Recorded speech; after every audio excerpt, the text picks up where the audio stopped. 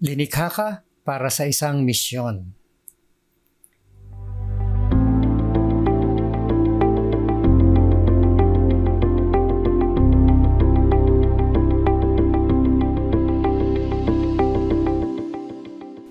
Kamusta po kayo? Pastor Arnold po. Ikaw ay nilikha upang magkaroon ng isang natatanging contribution sa iyong buhay. Sa ating last devotion, ibinahagi ko ang isang paraan na maaari mong gawin ang contribution, ang isang ministry sa mga kapwa mananampalataya sa pamamagitan ng iyong shape. Ngunit nilikha ka rin para sa isang misyon sa mundo sa paligid mo. Nilikha ka ng Diyos upang magkaroon ng isang ministry sa church at isang misyon sa mundo.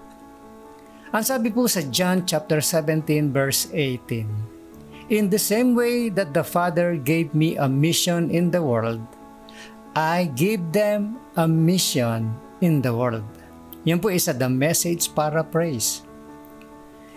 Isang araw, tatayo ka sa harapan ng Diyos at tatanungin ka niya, ano ang ginawa mo sa ibinigay ko sa iyo? Sa puntong iyon, sasagutin mo kung paano mo ginamit ang mga kaloob na binigay sa iyo ng Diyos para makumpleto ang misyon na meron siya para sa iyo.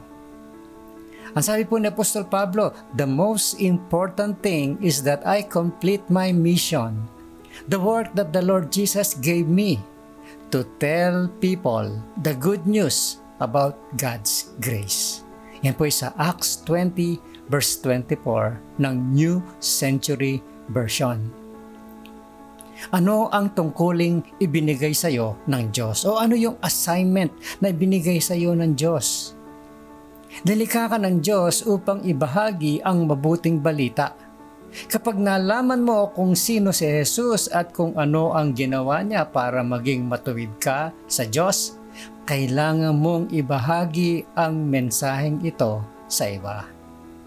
Ang sabi po ng Panginoon, "You will be my witnesses in Jerusalem, in all of Judea and Samaria, and in every part of the world." Acts chapter 1 verse 8, muli po, New Century Version. Pansinin na hindi ka tinawag ni Jesus para maging kanyang salesman o kanyang abogado na tagapagtanggol. Hindi mo kailangan ibenta si Jesus sa iba or ipagtanggol siya. Sinasabi sa iyo ni Jesus na maging saksi niya. Ikwento mo lang sa iba ang nangyari sa iyo. Ikaw ang authority sa iyong buhay. Kaya walang sinuman ang maaring maging mas mabuting saksi sa kung ano ang ginawa ng Diyos sa iyong buhay kaysa sa iyo. Nais ni Jesus na pumunta ka sa lahat upang ibahagi ang mensaheng ito sa iyong mga kapitbahay, sa mga taong katulad mo o sa mga taong hindi katulad mo. Ang kanilang kinabukasan sa kawalang hanggan ay nakataya. Ang nakalulungkot ay milyong-milyong mga tao ang namamatay bawat taon at napupunta sa kawalang hanggan ng walang kaugnayan kay Kristo. Wala akong maisip na mas mahalagang misyon para sa iyong buhay kesa sa pagbabahagi ng mabuting balita tungkol kay Jesus. At wala akong maisip na mas magandang panahon kesa ngayon para makasama sa misyon na iyon. Ang aking pong life verse ay sa Acts chapter 13 verse 36. David served God's purposes in his own time.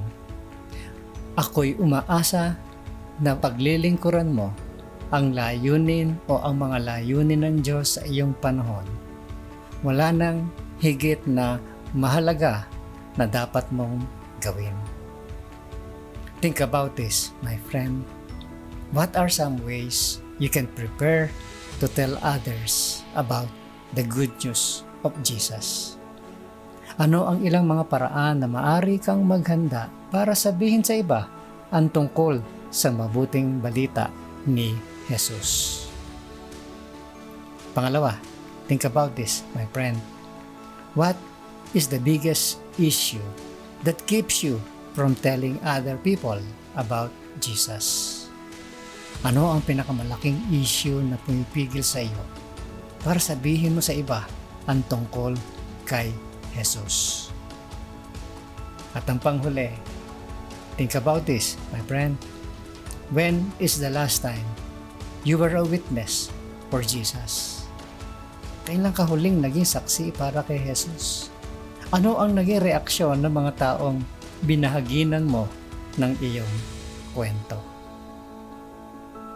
Ito po si Pastor Arnold Adriano at ang encouragement na ito ay hatid sa inyo ng Malabon Community Church. Have a great day, my friend. At huwag mong kakalimutan kung sino ang gumawa ng araw na ito.